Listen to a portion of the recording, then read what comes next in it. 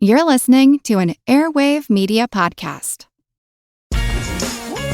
Refreshing wild cherry cola meets smooth cream. The treat you deserve. Pepsi Wild Cherry and Cream. Treat yourself. This episode is brought to you by Cologuard. Do you know what's really scary? Not screening for colon cancer when you turn 45. The Cologuard test is non-invasive, requires no special prep or time off work, and ships right to your door. In just 3 simple steps, Cologuard takes the scare out of colon cancer screening. If you're 45 or older and at average risk, ask your healthcare provider about the Cologuard test. Cologuard is available by prescription only. Learn more or request a prescription today at Cologuard.com/screen. This episode is brought to you by our Patreon members. Thank you so much. You're the reason this podcast is still going. If everyone who listened to this podcast gave just $1 a month, we could both turn this podcast into a full-time job and be certain that we could keep it going throughout the pandemic and keep bringing you more episodes. It would be a win for everyone. If you're not a member and you're able to donate, go to patreon.com/ancienthistoryfangirl. Members get ad-free episodes, extra episodes about fascinating topics, and hilarious, mostly drunken conversations we've had with other podcasters and guests. Go to patreon.com/ancienthistoryfangirl and sign up today to join the fun. Surely everyone else knows why we're throwing 27 straw effigies of bound men into a river.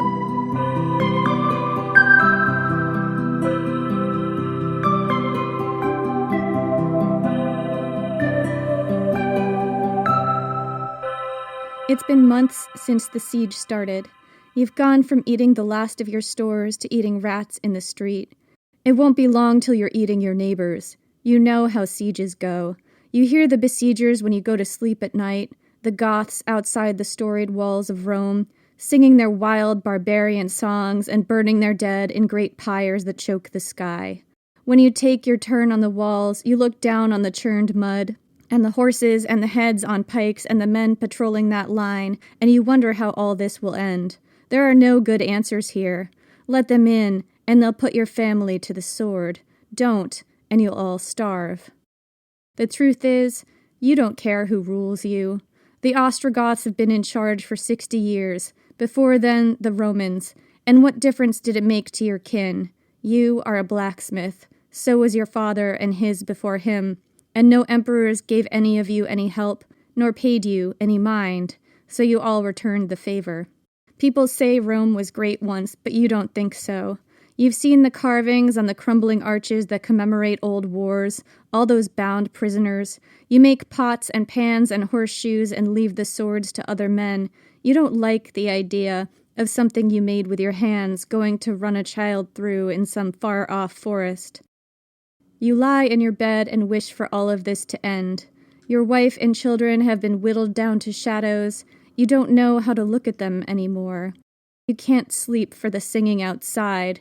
They're banging sword against shield now in some paean to their god, and the noise is unholy. You have a thought. It probably won't work. That old god is probably dead. That old magic drained into the earth. But at least you'll be doing something. You pick up your tools, your chisel and hammer, and you rise from your house and go.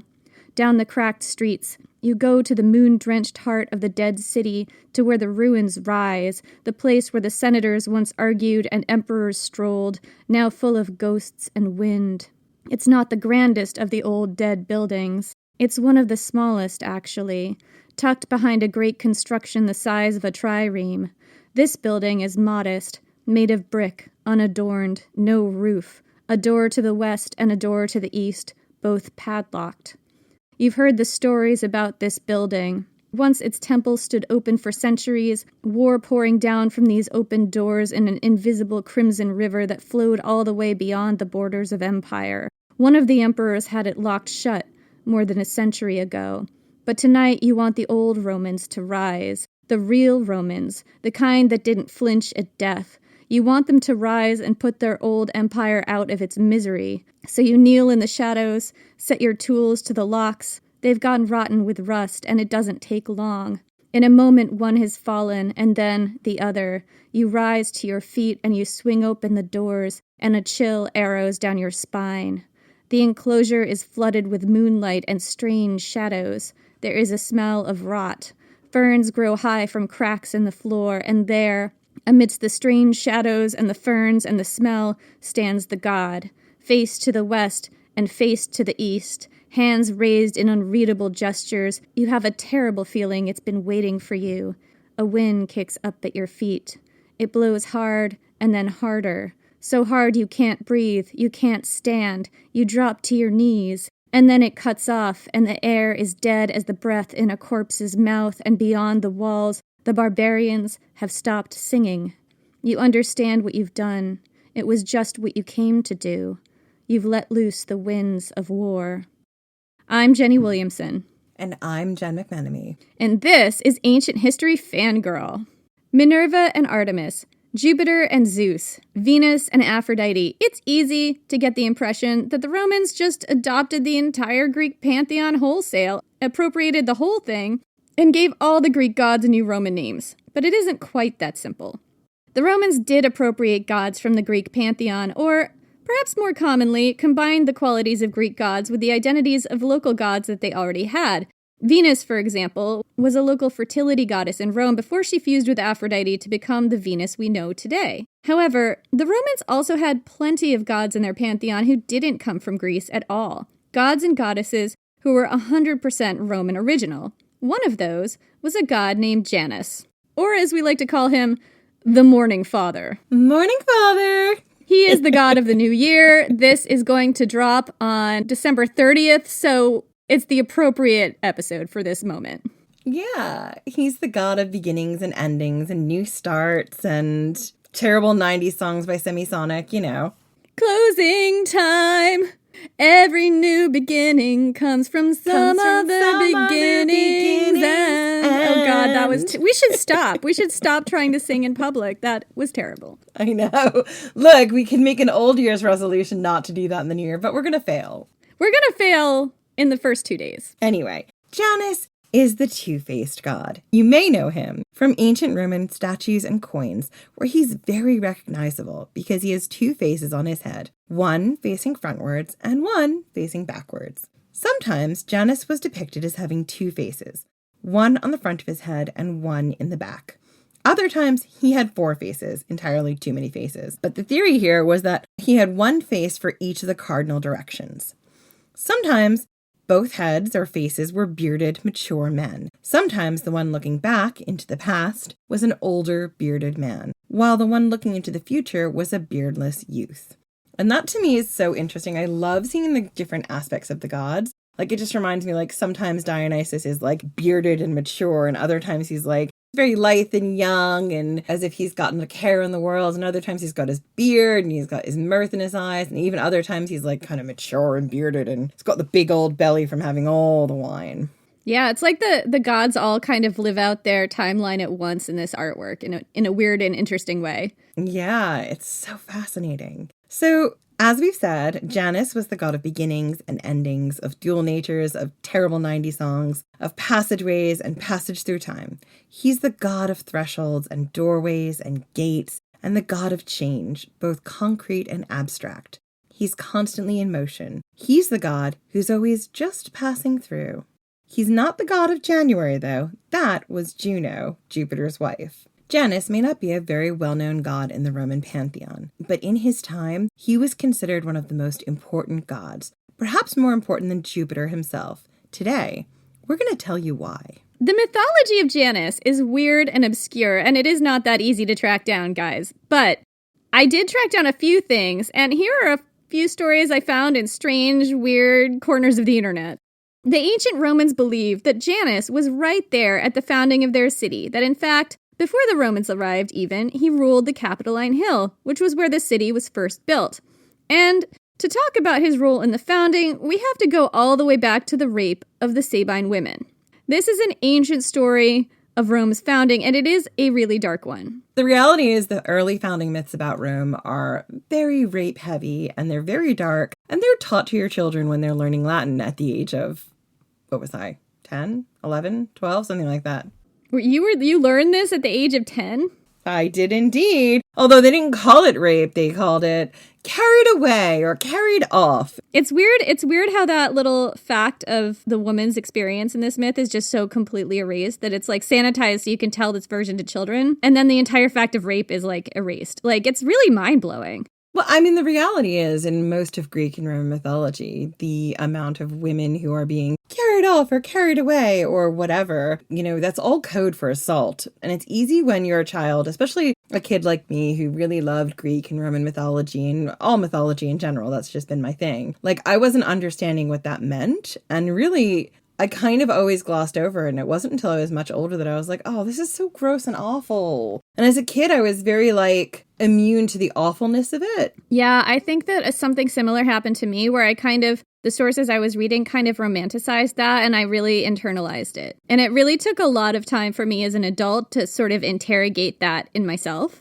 So anyway, we're going to tell you what this myth is in case you don't happen to know it.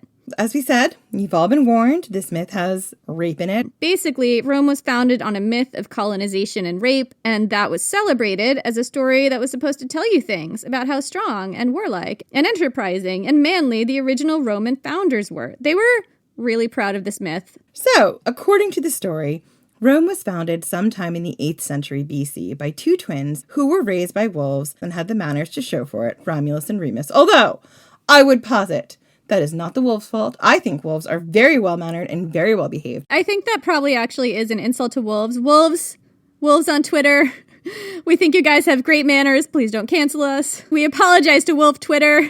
Wolf Talk or Wolf TikTok. Wolf TikTok.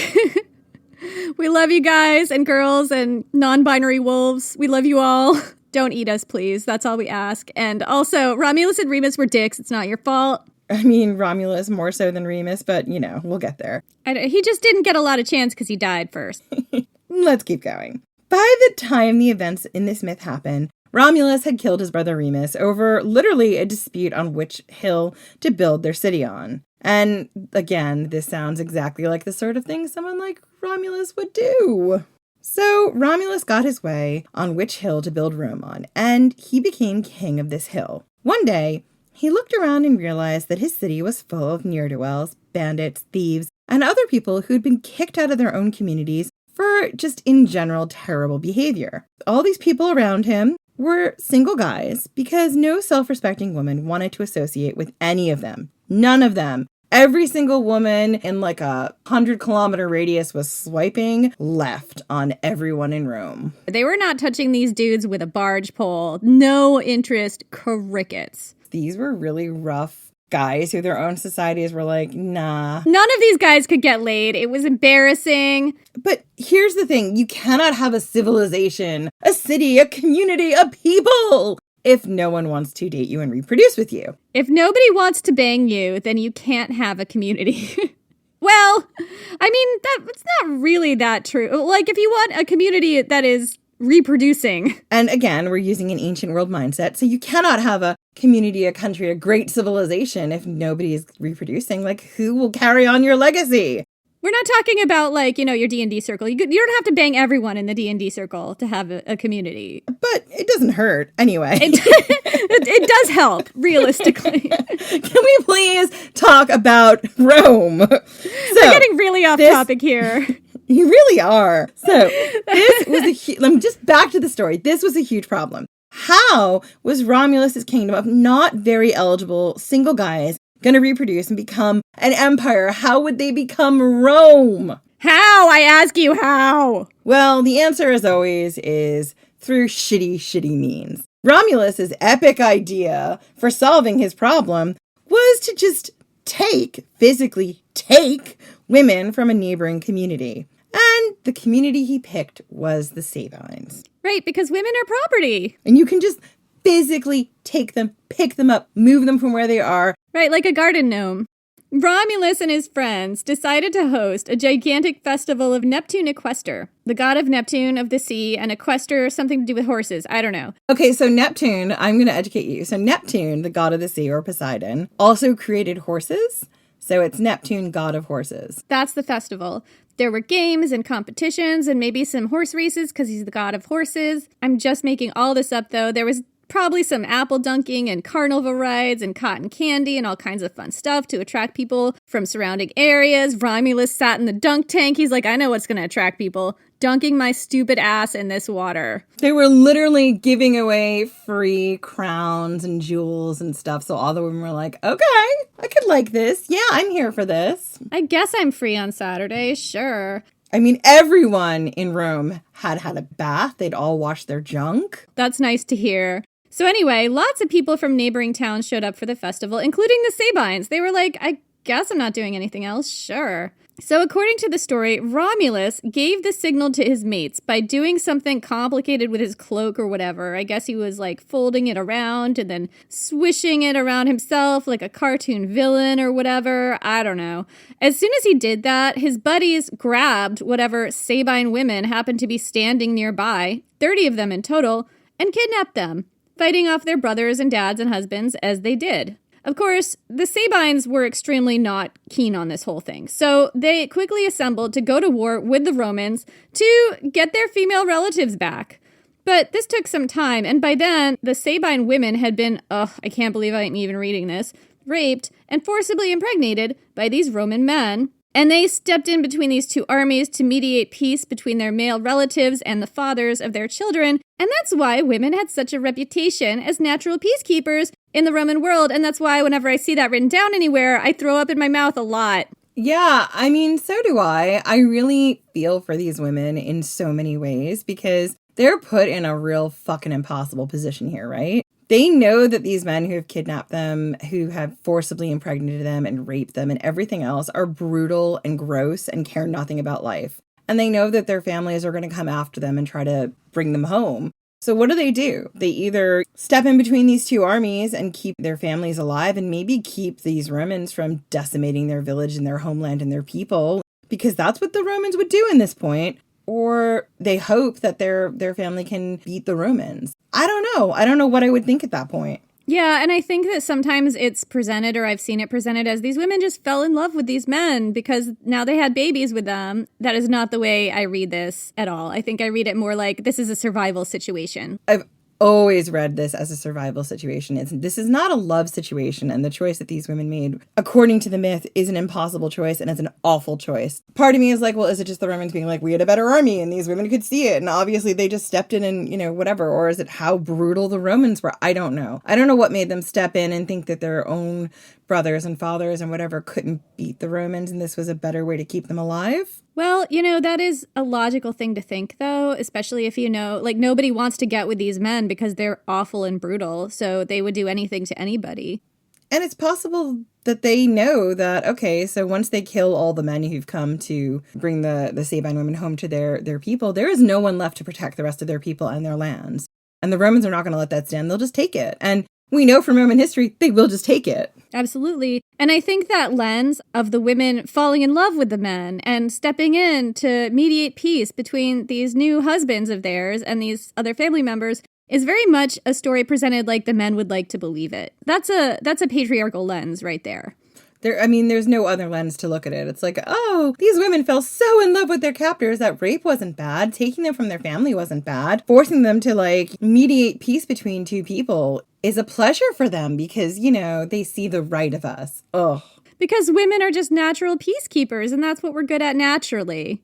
Anyway, that's the traditional version of this incredibly disturbing story.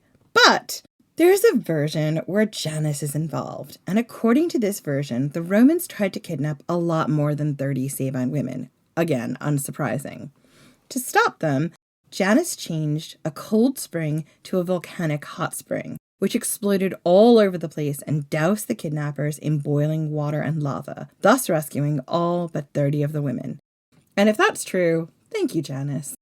Well, Oh shit, it's gonna get worse, isn't it? There's a backward-facing version of this myth, too. Remember, 2 heads, Jen, 2 faces. In another version of the myth, Janus actually defends the Romans against the Sabines by protecting an important gateway into the city. When the Sabines approach, he turns a cold spring to a hot spring and floods the gateway with boiling water, driving off the invaders. Damn it, Janus! Oh, why couldn't you be better?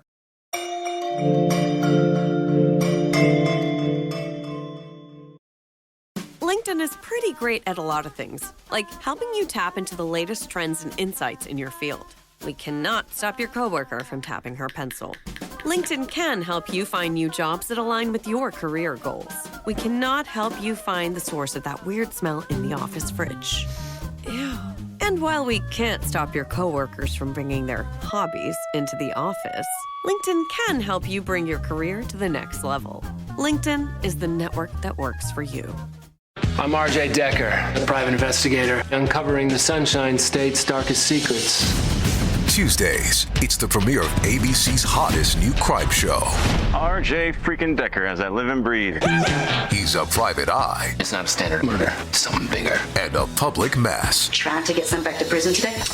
You go to prison one time and suddenly it's all the jokes. RJ Decker, series premiere, Tuesdays on ABC and stream on Hulu. An all-new season of The Secret Lives of Mormon Wives is now streaming on Hulu and Hulu on Disney+. Mom Talk has just been blowing up. Whitney and Jen are on Dancing with the Stars. Taylor is a bachelorette. Saying that out loud is crazy. Like, that is huge. But all the cool opportunities could pull us apart. It's causing issues in everyone's marriage. My whole world is falling apart right now. It's chaos. Watch the Hulu original series, The Secret Lives of Mormon Wives, now streaming on Hulu and Hulu on Disney Plus for bundle subscribers. Terms apply. So there's also the myth of Janus and Cardea. And Cardea was another Roman original, the goddess of door hinges. So Roman doors used pivot hinges, which allowed the door to pivot on a single point at the top and the bottom of the door. And the goddess Cardea was the goddess of that. But before that, she was a nymph and a huntress, kind of like Artemis, except she used javelins instead of arrows. And according to Ovid, she was something of a tease. And I'm going to give you guys another warning. This myth is also rapey. Turns out all the myths about Janus that I found were rapey. Fuck you, Janus. I take it all back. So one thing that apparently happened to Cardea a lot was that guys wanted to get with her because she was such a stone cold fox. But Cardea was absolutely not interested in any of these guys. Maybe she was attracted to girls. Maybe she was asexual. Maybe she was just really busy right now, wanted to focus on her work. I don't know. But it was hard to just say no outright because, you know, misogyny, male violence, rape culture, all that stuff. All the reasons you might just want to say, sure, here's my number, and then blow off a guy in the club by, like, you know, pretending to go to the bathroom. Like, that's what this is. Maybe she doesn't have the confidence to be like, no, not doing this. I don't think this is a confidence thing. I think it's like a threat thing. Even women who are really confident might have to mitigate a threat, or they just don't know if there's a threat or not, but it's just easier to like slide out of that thing real gracefully than just be like, no, I won't, and then, you know, see what happens. I've done that a lot. Like, you know, I think most women have. Yeah, and I mean, when I was younger, I wouldn't have had the confidence to be like, oh, okay, I would have definitely... Y'all know from me talking about this many times on this podcast, I'm a people pleaser. It'd be real hard for me to not, like, try and, like, okay, yeah, that sounds good, and then disappear gracefully. Like, I don't know how I would do it any other way. Yeah, I mean, for me, it's not that I wasn't confident. Like, I've had times in my life where I was more or less confident, but it really has more to do with my threat assessment than how confident I am. Mm-hmm. But anyway, so the way that I've seen Cardea's story presented a lot is like, oh, she was just a terrible tease, and she would just tease these men. I'm giving this a different perspective here, because I find Cardea's behavior very relatable. So Cardea, so all these guys would hit on her, and she would not say no directly because, like I said, rape culture, threat assessment, people-pleasing, maybe there was a little bit of that in there, maybe not, I don't know. Power dynamics, I mean, you know. Unbalanced power dynamics, there's all kinds of reasons women do this. So she would be like, yeah, sure, okay, that sounds good, but there's nowhere private to do it here, so follow me. Then she would lead men to a cave and hide so they couldn't find her. And then, while they got lost in the cave, she would escape so they couldn't rape her. I mean, this is not the worst plan. It's one way to deal with a shitty world where this happens a lot. It's a strategy among many strategies. Yeah, I mean, I can see a lot of threat levels and danger, but it's not the worst plan I've seen in the shitty world. Yeah, she is going off by herself to a cave with these men, so there's that. But she knows the cave pretty well, and, you know... She's on her turf. She's on her own solid ground, and she knows what she's doing. And again, this story is usually presented by the ancient sources as Cardea as being an evil tea. She's leading these men on, but we both fall down very, very much on the side of what she's doing is incredibly relatable, and she's trying to look out for her safety in a world that does not value it. And in a world where no is not an answer that men will listen to. Yeah. So, Janus, as we all know, has two faces, one in the back and one in the front. And so, when Cardea led him into the cave, he could see immediately with his back-facing face what she was up to, and he grabbed her before she could hide. Because Janus is gross and terrible, and I take it all back. Fuck you, Janus. Janus is gross and terrible. That's the takeaway. What the fuck are we doing? So after Janus had raped her, he gave her this consolation prize, which was dominion over the hinge, which, because he was the god of doorways, was part of his domain. I mean, talk about keeping someone literally under your thumb in this place. Ugh. This is really fucked up. We warned you guys. So that's how Cardea became the goddess of hinges and had to live in the dominion of her rapist. Fuck you, Janus. Well, this has been fun. Took it to the darkest possible timeline. You're welcome. So, Happy New Year. You know, I keep saying I'm going to do like a light, fun episode someday, and it keeps not being that. Anyway. In another myth, Janus was married to a nymph named Chemisine. No word on whether this was supposed to be the same person as Cardea or someone else, but here we go.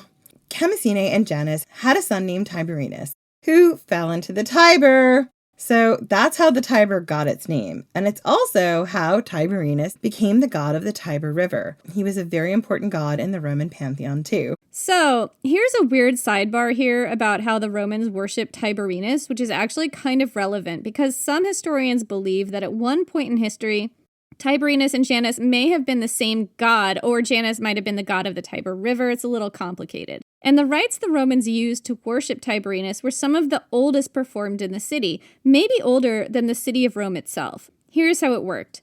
In May, a procession of Vestal virgins and various city officials would make its way around to 27 sacred sites around the city of Rome. And at each one, they would pick up a straw effigy of a man with his hands tied behind his back.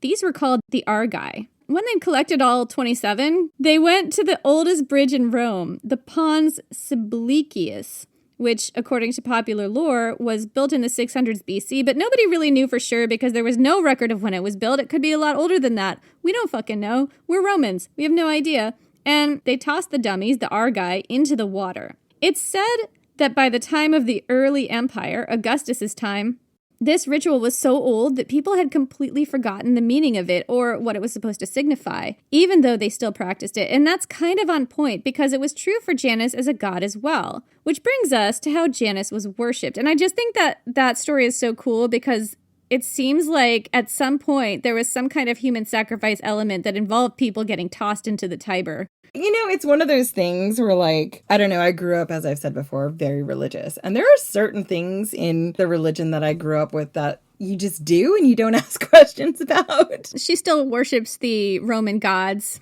Jupiter, for example, Venus. No, I grew up Roman Catholic. And, like, why do you say the rosary in this order? Why do you do this in this order? Like, I don't know. And my husband, who did not grow up religious, will ask me all the time. He's like, but why didn't you ask what the letters above Jesus on the crucifix mean? I was like, didn't seem like something I needed to know. He's like, but you could have just asked. I'm like, well, now I Google it, but like, I wasn't going to ask my parents or the priest something I probably should have known, but didn't. And I feel like that's the story here. The people were like, we should know why we're doing this, but we don't. And we're a little too afraid to ask someone else, so we're just going to go with it. Surely everyone else knows why we're throwing 27 straw effigies of bound men into a river. Like, this is an awfully specific action. Surely everyone knows why we do this, right? Except me. Except me? And if I ask, are they going to throw me in? Strong possibility, yes. Anyway, Janus was the god of both beginnings and endings. And as the god of beginnings, his province was the first blush of dawn, the productive start of the day, the time of the day I hardly ever see. His was the first day of the month and the first month of the year. When listing the gods in their prayers, pious Romans always said his name first. When they invoked other gods, any other gods, they invoked Janus first, So Janus was a part of all religious rituals for all gods, no matter who or where or when. Oh God, can you imagine praying to Aphrodite and having to invoke Janus first and then being like, Aphrodite, I need some help in the bedroom. And it's like, oh God, Janus is listening. You know who else is listening? Helios. Helios is a perv, you guys. Anyway, as the god of the beginning of all days, one of his epithets was, as we've said before in this episode, Morning Father. Morning Father. Morning Father. It's just too perky. It's too perky for me. I don't know. I feel like it's like the morning and like you're happy to be awake. Life is good. Should it just be like, Morning Father? I want to do it like all like solemn, and you want to do it like, I don't know, like super perky. Anyway, technically all the days of the calendar belong to Janus. In fact, the whole calendar belonged to him. He was the god of calendars, since he also ruled the passage of time. But there were a few days on the calendar that were particularly important to Janus. One was New Year's Day, or January 1st, as we've all come to know it. Here's how to conduct the first day of your year so that you can have an auspicious start to the rest of the year. We're giving you all the advice from the ancient Romans. Do with it what you will. First, devote some time during the day to your usual routine, but be sure to exchange cheerful good wishes with your friends, family, neighbors, and whoever else you encounter. Morning, Father! Morning, Father. Our morning fathers are diametrically opposed.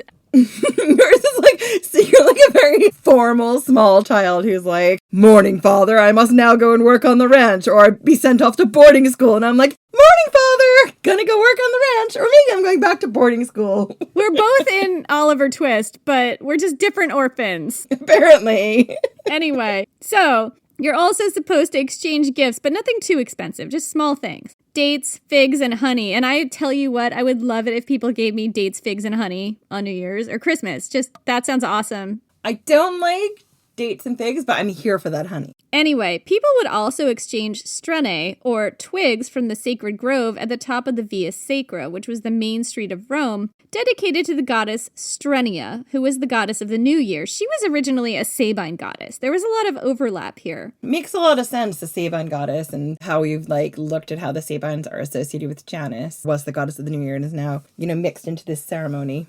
Yeah, Well, who do you think the Sabine women would have been worshiping? They're not going to worship the fucking Roman gods. They're going to worship their own gods. Anyway, you should also make a sacrifice to Janus on New Year's Day. No animal sacrifices, please. The god prefers spelt cakes and pure salt. Another important time in the worship of Janus was the beginning and end of the war season. Janus was the god of the start of wars, and also the god of their ending, beginnings and endings. His was the transition from peace to war and war to peace. The ancient Roman war machine was seasonal. War season lasted from March to October. This is why Julius Caesar surprised everybody by kicking off his civil war in the winter. This was just not done for a variety of reasons, including the safety of yourself and your troops. So two important rites to Janus occurred in March and October to mark the beginning and the end of the season of war. These were the rites of the Salii. Descriptions of the rituals are extremely confusing and fragmentary and seem to also involve Mars. In fact, the Salii were the leaping priests of Mars. In Roman lore, these rites were introduced by King Numa, who was a mythical king of Rome who lived prior to Rome becoming a republic. He was, I think, the successor to Romulus, And most of what we know about the history of Rome prior to the time of the Republic is mythology. They had this mythical king period that is not backed up by any archaeology that I'm aware of. Rome existed for 3 or 4 centuries, roughly, before becoming a republic in 509 BC, and historians and archaeologists are not 100% clear on exactly who was ruling when and what they were up to. But there's all these myths about people like Romulus and King Numa and Cincinnatus. So Numa, as I said, was, I think, the second king of Rome, so he was almost as ancient as Romulus. But the roots of this ritual may go back all the way to Mycenaean times. The Salii, the leaping priests, were 12 young men from patrician families dressed in extremely old-fashioned armor, including embroidered tunics and breastplates, a short red cloak, and a bronze shield shaped like an ancient Mycenaean figure-8 shield. Some historians believe that the rites involved a very ancient war dance, and this would make sense considering the Salii were leaping priests. But it seems clear that this was a ritual from very deep prehistory, with an original meaning that had been lost by Roman times. There were, and still are, a number of Janus in Rome, freestanding archways that were kind of ceremonial gates, specifically for lucky entrances and exits. Roman armies always made sure to march through a Janus on their way to battle, and there were right and wrong ways to do this. Yeah, I tried to find an instruction manual of some kind for a right and wrong way to march through a Janus. Like, they have these, you can still see some of them in Rome today. These archways that were there for auspicious entrances and exits. Normal people could walk through them, but also they sent armies marching through them on their way to campaigns. And I couldn't find any details about how to march through Janus and how not to march through Janus. If anyone knows anything about it, please let me know. If there's enough info, I would do a Patreon episode on this easily because it's interesting, but I don't know that there's enough info to fill up a Patreon episode. Anyway, so one detail I could find was that it was considered essential for returning armies to march through a Janus when they were back from war in order to reintegrate them into society. Although how this worked with the various laws and prohibitions barring Roman armies from entering the city of Rome and sometimes the entire Italian peninsula, I have no idea, and I think those rules were just around to be broken anyway. So I have thoughts. I have 2 thoughts on this. Ready? My guess is when they were, entering these gates, particularly, it might have been a checkpoint. You might have just had to give over your arms as soon as you got in. There might have been someone there collecting it and putting them under lock and key. And, you were a soldier in the city, in the capital, but you were not allowed to have your arms. I also have thoughts on that because you had all those triumphs where people would march in their full military regalia, presumably through these arches. And then at some point in time, you would not want all of these armed soldiers to have that gear. So there would have had to have been a place where you then took that gear back from those people. I think there's something to the ceremony of a triumph, because I'm not 100% sure, I haven't figured this out, but I'm assuming that part of the triumph involved marching through a Janus at the start of it. So that would have been like a ceremonial reintegration of this army to peacetime or to civilian society is a thought of mine. They're putting aside what they did in war to come back during peacetime. But that's kind of part of it is like the pollution of war, They're leaving that aside so they can re-enter civilian society. My other thought actually has to do with the exiting the city through a Janus when you're going to war. And I think a lot of that to me comes from being a very anxiety-ridden wife. Like if my husband was marching off to war and there was a right way to march to war, and even though I have no control over anything and he has no control over anything, but if he marches through that gate and he's done what's right by the gods above, I'm going to feel better about it. Yeah, it's a way to maintain control in a situation where you have absolutely no control. Yeah, I get it. So one of Janus's most important structures in ancient Rome was a place called the Janiculum. The Janiculum was not so much a building or a temple as an open-air enclosure, with one doorway facing east and one facing west. The doors were open during times of war and closed during times of peace. So, as you can imagine, they were open a lot. In ancient Rome, each of the most important gods with official state cults had its own high priest called a flamen. There were different numbers of these depending on the time in history. During the Republic, there were 18. Remember, Julius Caesar was elected Flamen Dialis at 16 at the beginning of his career. Which I think was the Flamen of Jupiter, which would have been a really highly placed spot. He had somebody pulling strings for him. Mama Caesar. Later, in Augustus's time, Julius Caesar got his own state cult with his own flamen. During the empire, all emperors got their own state cults with their own flamen. Together, all the flamens made up the Pontifical College, the high priests of all the state cults who administered the state religion. All the religious festivals, rites, and so on went through them. Janus didn't have a flamen of his own or any priest specifically dedicated to him. However, there was a priestly official called the Rex Sacrorum, or King of the Sacred Rites, who personally carried out Janus's rituals and ceremonies. The King of the Sacred Rites ranked higher than all of the flamen. He was kind of the high king of all the priests in Roman religion. But he was basically a figurehead, he didn't have any political power. Some historians believe that the King of the Sacred Rites was actually an old vestigial remnant of Etruscan kingship from before Rome was a republic. The theory goes that in ancient Etruscan times, say the 800s BC or prior, kings held both priestly and non-priestly roles. Yeah, well, we see that again when we get to Mithras, right? The cult of Mithras. is all about making the emperor the top of your cult, your religion. I mean, it's kind of true in the empire time period, too. Like, the emperor had to also be a god. Mm-hmm. So when the ancient Romans got rid of kings and made themselves a republic, they kept this sort of figurehead role to embody the kingly religious leadership without having any actual practical powers. This person was the highest ranking priest in Rome, but the position was depoliticized and, as we've said, basically a figurehead.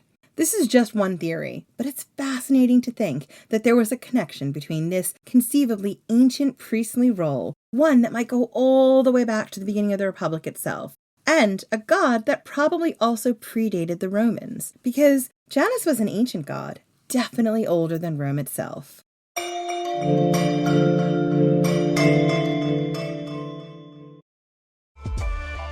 Kraft Mac and Cheese is better than 90s hip-hop. We'll remind you of your childhood without making you feel incredibly old. Kraft Mac and Cheese. Best thing ever. Greenlight helps kids learn about money by actually using it. It's a debit card and money app that teaches kids to earn, save, and spend in real life, not just swipe and hope for the best. Learning happens naturally, in the moment. Parents can set limits, see real-time spending, and guide better habits all in one place, without constant check-ins or cash runs. Don't wait. Try Greenlight risk-free today at greenlight.com/trygreenlight. Is there a baby in your life who's about to start solid foods? This can be such a confusing and stressful time. As a mom of 7, I really struggled with spoon feeding my oldest baby. But once I realized that babies can safely feed themselves real, wholesome foods using the principles of baby-led weaning, feeding the rest of my babies became an actually enjoyable experience instead of something that I used to dread. Hi, I'm Katie Ferraro, college nutrition professor and dietitian specializing in baby-led weaning, and I host the Baby-Led Weaning Made Easy podcast. Each week, we cover evidence-based, safe infant feeding practices for parents and caregivers of babies who are 6 to 12 months of age. So, if you're confused by all the conflicting info you hear about starting solid foods, or you want easy, actionable tips on how to safely prep food for your baby, or introduce allergenic foods, or figure out when to drop a milk feed, we cover all that and more, plus interviews with the world's leading feeding experts in 2 new episodes each week. Search Baby-Led Weaning wherever you listen to podcasts, and happy feeding. Some historians believe that Janus was once an important sky god or creator god in very ancient times. Maybe he was worshipped by the Etruscans or the Latians or whoever you can consider the predecessors of the Romans to be. Janus may have had ancient origins indeed, going back thousands of years to an old Proto-Italic or even Indo-European predecessor. There are some clues about the nature of this god as the top god of all the gods, the daddy god, the morning father. We find these clues in Janus's epithets, preserved in fragments of ancient Roman writings from Macrobius and Varro. These cultic epithets they're kind of little nicknames. Janus isn't the only god in the pantheon that has them. A lot of gods have them, goddesses too. These cultic epithets are extra names that Janus and most other Roman gods have, and goddesses, that give clues about what facet of that god the people are worshipping right then. When we don't know much else about how a god was worshipped, these names can give us valuable windows into how they were perceived. Some of Janus's cultic epithets include pater, gatekeeper, keeper of time, most powerful and best of kings, father of the gods, and so on. Another was divum deus, an epithet in extremely ancient Latin that meant god of gods or the god's god. So Janus's mythology, even in Roman times, was fragmentary and contradictory. He was the god of passages and doorways, keyholes and thresholds. His symbols were the staff and the key. He was said to be a god of money for some reason, and the very earliest coins ever printed in Rome had his 2-faced head on them. He could be found at all corners of the earth. But some Roman myths say he was an original king of Latium, who brought learning and civilization to his people. Other myths say that he was the original creator god who made all the other gods. Just as he was there at the beginning of Rome's founding, he was there at the beginning of all existence, and he will be there at the end. In a way, Janus was the god of everything, and he was everywhere in Roman religion, baked into the seams, part of the background static. But he didn't even have his own flamen and state cult, which is weird. My theory, and I'm not the only person who thinks this, I'm not making it up this time, is that even the Romans didn't really get Janus, as he was so old that most of his mythology and significance had been lost to time or changed. The Romans were superstitious people, known for clinging to ancient traditions just in case, even when they no longer fully understood them. According to Robin Taylor in their article, Watching the Skies, Janus, Auspication, and the Shrine in the Roman Forum, quote, Janus, like so many ancient gods who lacked the grace of a story, was a messy concrescence of scraps fallen from the table of memory. His incoherence was the cause of some puzzlement in the Roman imperial era, and so he was periodically subjected to reassessments by master yarn spinners like Ovid, or by cosmologists and philosophers seeking to find profound symbolism in his duality. Janus was linked with Saturn in some mythology. There are fragmentary myths that say Janus, as a founding king of Latium, agreed to share his kingdom with Saturn in return for Saturn teaching him agriculture. The Romans named a hill near the city of Rome the Janiculum, or the Janiculan Hill. It's not one of the main 7 hills, but the Romans also believed that Janus occupied, or had once occupied, one of the most important hills, the Capitoline Hill. The other Janiculum, the roofless enclosure with the door at either end that the Romans left open during war and closed during peace, that stood in the Roman Forum, and it may have been one of the oldest buildings in the Forum. And tracing the history of the Janiculum may help us trace the history of Janus's worship in Rome. The Janiculum was not a very big building. It was just big enough to hold a small bronze statue of Janus. Pliny tells us that the statue was making very distinctive gestures with his fingers that definitely were not flipping you the bird, but nobody knew what they meant. Totally were. Probably. Absolutely. Pliny speculates that the gestures were meant to symbolize the number 355, which is the number of days in the most ancient Roman calendar. I mean, keep believing that, Pliny. Keep telling yourself that. According to the scholar Procopius, quote, the temple is entirely of bronze and was erected in the form of a square, but it is only large enough to cover the statue of Janus, of bronze and not less than 5 cubits high. This building may have been built of brick with bronze over it. A fragment of its brick walls still stands in the Roman Forum near the Basilica Aemilia, which was probably built several hundred years later.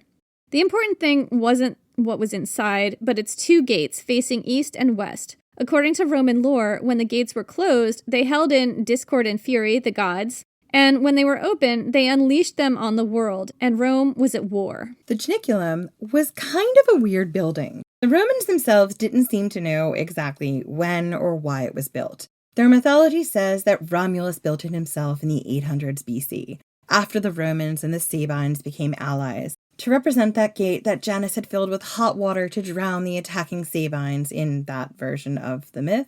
I'm sure the Sabines just wanted to relive that all the time. Fuck you, Romulus. Anyway, moving on. There's another myth.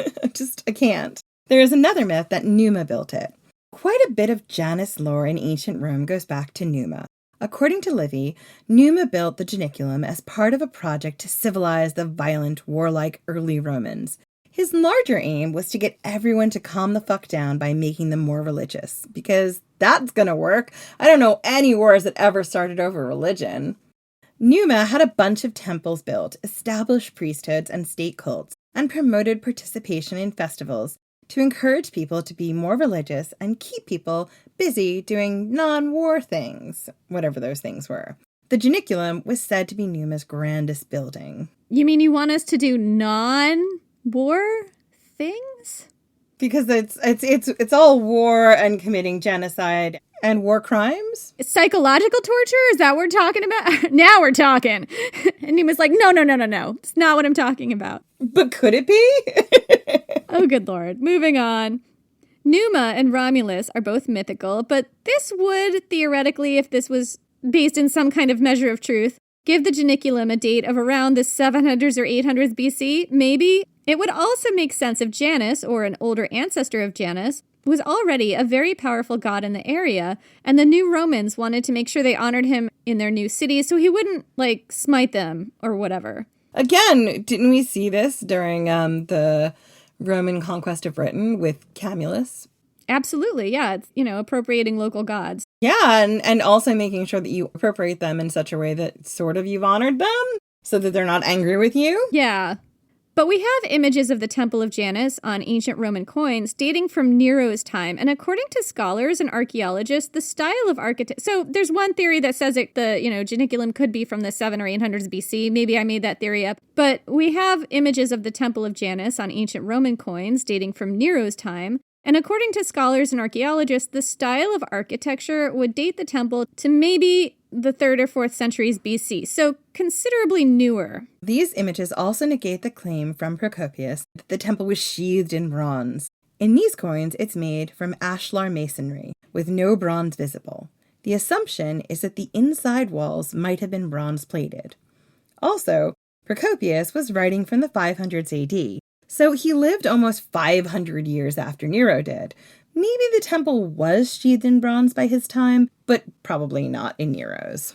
Anyway, according to the lore, the doors of the Janiculum were kept shut during Numa's mythological reign, because Numa was a wise ruler who never needed to go to war. He had everybody doing stuff that wasn't war and being very confused. And that's how he kept the peace, by confusing the Romans. Essentially. But after that, things devolved. The next guy to come to power, Tullus Hostilius, his name is an absolute giveaway as to how it went, was a war hawk. He opened those gates right the fuck up and he went to war with the neighboring community of Alba Longa, and he warred all the time. After that, the Romans stayed warlike and the gates stood open. Moving from mythology to recorded history, in the next 4 centuries or so, they were only closed a handful of times. Once was after the First Punic War in 421 BC. It happened a few times again in Augustus's reign, starting in 29 BC, after he defeated Cleopatra and Mark Antony at the Battle of Actium. Apparently, if an ancient Roman emperor did happen to close the gates of Janus, he would make a giant stinking deal about it. He'd mint coins to commemorate the affair, and then he'd open them right back up again because he wanted to go to war again. Oh yeah, 20 minutes later, because again, the people were like, wait, what do we do? Do we build more siege towers? Do we march for 20 or 30 miles a day and then build a whole camp and then dismantle it in the morning and then do it again the next day? What do we do? And you know what the army will do when it's confused about not being at war. Eventually, if it gets confused enough, it'll kill the emperor and make somebody else emperor. You gotta keep those boys busy. So Augustus was not a huge fan of war himself. Oh, really? No. Yeah, shocker. Roman leaders were supposed to be competent generals, but Augustus kept finding elaborate excuses to just miss his own wars, leaving his buddy Agrippa to handle things. He was very committed to ushering in a period that later historians would call the Pax Romana, a period of peace in the empire that lasted from, roughly 27 BC to 14 AD. It was said that Augustus bragged once that he was aware the doors of Janus had been closed only twice since Rome's founding, but during his reign, they were closed 3 times. Historians have pinpointed 2 out of 3 of these dates that the gates were closed during Augustus's reign. Probably they were 29 and 25 BC. The third is still a matter of controversy. Other emperors closed the gates of Janus and made a big, huge deal about it. Nero did, after one of his wars, and minted a ton of coins with the Janiculum on it to celebrate. This is how we know what the building probably looked like today, is from those coins. But then came Christianity. In 380 AD, Christianity became the official state religion of Rome under Theodosius I. 10 years later, Theodosius banned all non-Christian cults throughout the empire. Temples were abandoned, torn down, and closed. Their riches stripped, their priesthoods vacated, and their secrets forgotten. The doors of the Janiculum were closed and probably padlocked shut for the last time. Although, not quite the last time. By the 500s AD, the Roman Empire had been long divided into East and West. The Western Empire, once the red, beating heart of the empire, had fallen into the hands of the Gothic kings. It was now the Ostrogothic Kingdom of Italy. The Eastern Roman Empire, based in Constantinople, limped on, led by the Emperor Justinian I. He wanted to restore Rome to its former glory and regain everything that had been lost over the centuries. His first order of business was reclaiming Italy, the heart of Rome and the city itself, from the Ostrogoths. He ultimately won, sort of, but this has later been viewed by historians as a Pyrrhic victory. Just a century later, not only the West, but large parts of the Eastern Empire were lost to invaders. It's hard to mark the exact date of the fall of the Roman Empire. Historians debate this all the time, and some say it never really fell at all. It just changed into something different. That may be true, especially in the East, but if you did want to put a date on it, there are a few places you could do it. One might be 410 AD, the year Alaric of the Visigoths sacked Rome. Another might be 475 AD, the year the last Western Roman Empire, Romulus Augustulus, was deposed by the Ostrogothic warlord Odoacer. I guess that's how you say his name, and allowed to live out his life in genteel exile in Naples. But I want to offer another date, 536 AD. Justinian was about a year into his attempt to retake the West from its new Gothic rulers. Justinian's top general, Belisarius, had crossed into Italy at Rhegium, right at the toe of the boot, and then marched north. Although Belisarius was trying to recapture Italy for Rome, his troops were largely Gothic, Celtic, and other quote-unquote barbarian auxiliaries. Probably many of the same people as the Goths who held Italy. They sacked Naples on their way up the boot, and by the time they showed up outside the gates of Rome, the stories of their vicious sacking had traveled far ahead. The Roman citizens didn't want any trouble. They opened their gate without a fight. The Gothic king Vitiges, based in Ravenna, far north of Rome, rallied a force to meet Belisarius in battle. Belisarius knew he was vastly outnumbered, so he holed up his troops in the ancient city amidst the ruins of its greatness and waited for Vitiges to come to him. The ensuing siege lasted a year. It's said that at some point during that brutal year, in the dead of night, somebody, no one knows who, snuck up to the Janiculum, padlocked for 2 centuries by decree of Theodosius, and flung open the gates of Janus. In this way, just as he was there for the beginning of Rome, Janus was there to mark its end. So that's it for this week. Happy New Year! Happy New Year, everyone! Yeah, we hope that all the things that you wish for and work for in 2022 come your way. We wish you just a wonderful new beginning and, kind of ignore Janus's head that's still looking at 2021. Anyway, join us in the new year when we talk about whatever we're talking about next. It's 2022. We have no idea. It's going to be a continuation of this incredible season that Jenny has put together and I've helped with. And I'm working at the second half of the season. I'm working on a lot of Sex, Magic, and Helen of Troy stuff. So I'm super excited for what's coming. So, where can they find us online, Jen? So you can find us on Twitter at Ancient Hist Fan, and you can find us on Facebook and Instagram at Ancient History Fangirl. And as you may or may not be tidying things up to end your year and start your year in a lovely new way, please consider leaving us a 5-star review if you like what we do. They do actually make a difference. We don't ask for them that often, but it would be great to get some new ones to start 2022 on the right foot. We also have some Patreon members to thank, don't we, Jen? We do, and that's also a plug if you would like to support our Patreon. You know where you can find it, on our website. Or patreon.com/ancienthistoryfangirl, where you will get lots of extra content and episodes that you don't get on the main feed. So, here are some Patreon members to thank. Apologies to anyone whose name we mispronounce. Jamie Estes. Katie Dawkins. Kieran, just Kieran. Christopher McGee. Annie A. Amayi Morales. Sophie Terrell. Theo Adler. Verdi, just Verdi. Michelle Amick. Erin M. And Liz Waugh. Thank you all so much for supporting the podcast, and thank you for listening, and we will see you next week.